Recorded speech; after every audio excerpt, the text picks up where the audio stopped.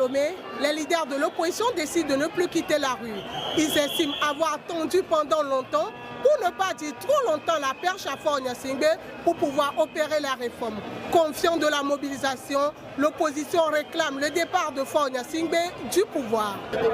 Nous restons ici jusqu'à ce qu'on accède à notre demande, que la Constitution de 92 revienne à sa place, que le président tire toutes les conséquences et qu'il annonce qu'il arrête son mandat et que nous organisions une transition.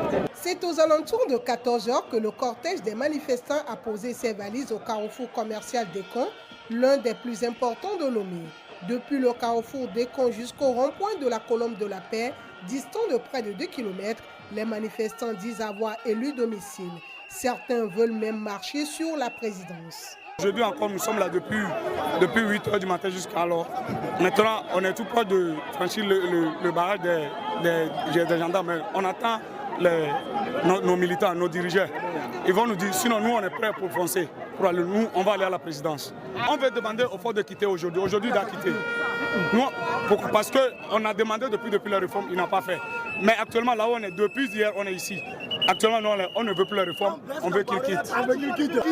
Si Faure sait qu'il aime vraiment le pays, le Togo, il n'a qu'à quitter le pouvoir. Il n'a qu'à chercher, notre président. On nous amène la Constitution de 92 et le vote de la diaspora. Et quand on va nous amener ça, on va réorganiser les élections.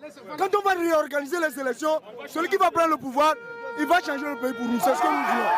Ce jeudi matin, le représentant spécial du secrétaire général des Nations Unies pour l'Afrique de l'Ouest et du Centre, le docteur Mohamed Ibn Chambas, a rencontré les leaders. Ces derniers disent lui avoir transmis un message pour Faure Gnassingbé. Sa visite tombe à pic.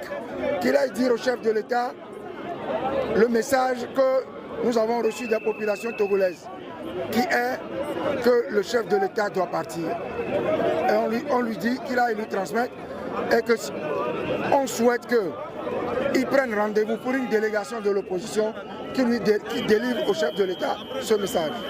Dans la foulée, le président de l'Assemblée nationale a convoqué les députés à une session extraordinaire le 12 septembre prochain.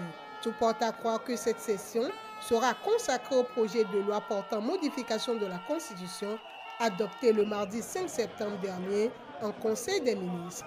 Kailoson, Lomé, VOA Afrique.